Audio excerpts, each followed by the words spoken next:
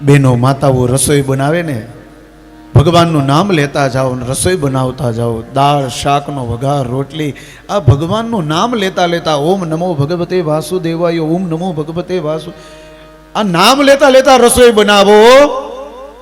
અને હું તમને અહીંથી વ્યાસપીઠ ઉપરથી કહું છું કે તમે નામ લેતા રસોઈ બનાવતા હશો ને, તમારે ચાકવાની જરૂર નહીં પડે.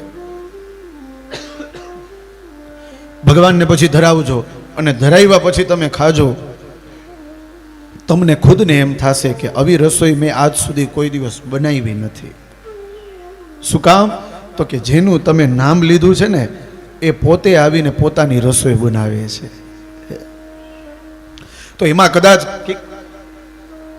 મીઠું ઓછું થઈ ગયું હોય કે વધુ પડી ગયું હોય ને તો એ ભગવાન સંભાળી લે છે. આ છે ભરોસાની તાકાત. તો વાત આપણી ત્યાં હતી કે આપણે બ્રાહ્મણને જઈને કહીએ કે યજ્ઞ કરવાનો છે, પણ યજ્ઞ કર્યા પછી મળશે શું?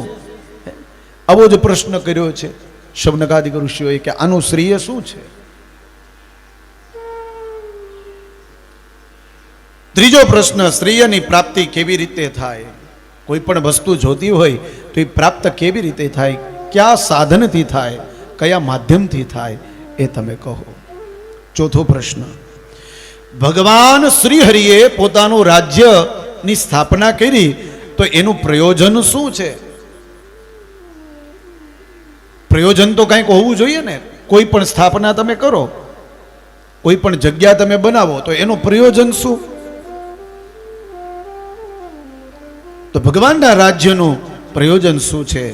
પાંચમો પ્રશ્ન કરે છે,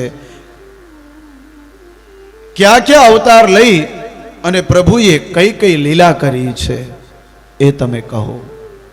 અને છઠ્ઠો પ્રશ્ન કર્યો છે, અનાવતાર દશામાં ધર્મ કેના આશ્રય ગયો? અને ભગવાન શ્રી કૃષ્ણ સ્વધામ ગયા પછી ધર્મ કેના શરણે ગયો? આ અંતર્ગત કથાનો પ્રારંભ થાય છે.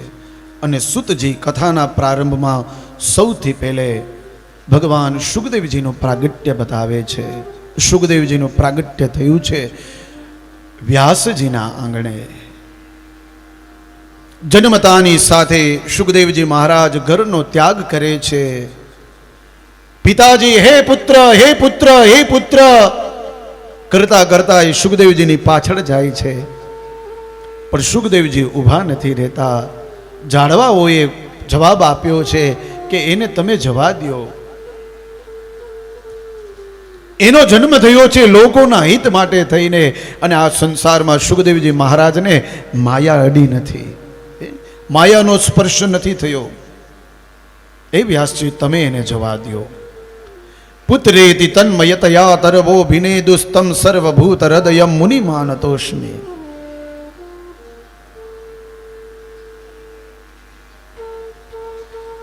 અને પછી તો વ્યાસજીએ અલગ અલગ ગ્રંથોની રચના કરેલી ને એમાં ભાગવતજીની રચના કરેલી, અને ભાગવત આપ્યું છે શુકદેવજી મહારાજને, સમર્પિત કર્યું છે.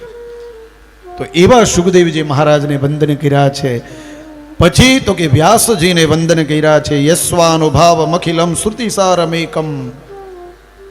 વ્યાસજીને નમસ્કાર કર્યા, નારાયણને નમસ્કાર કર્યા, માં સરસ્વતીને નમસ્કાર કર્યા. નારાયણમ નમસ્કૃત્યમ નરમ ચેવ નરોત્તમમ દેવીમ સરસ્વતીમ વ્યાસ તત્તો જયમુદીરયે.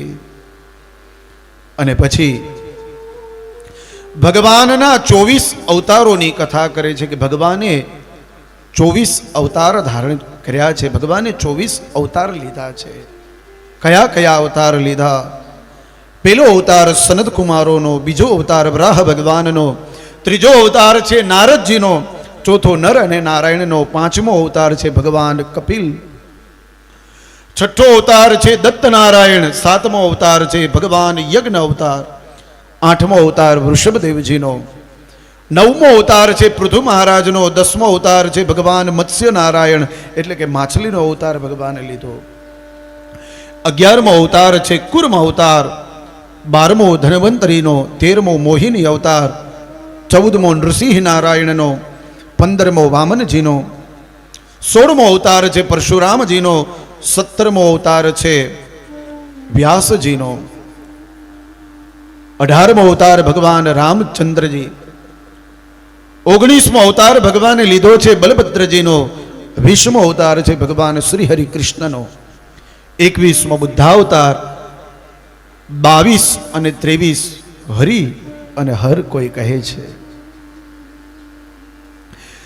અને 24મો અવતાર ભગવાન લેશે કલ્કી અવતાર. આ 24 અવતારની દિવ્ય કથા આજે સુતજીએ સૌનકાદિક ઋષિઓને કહી છે.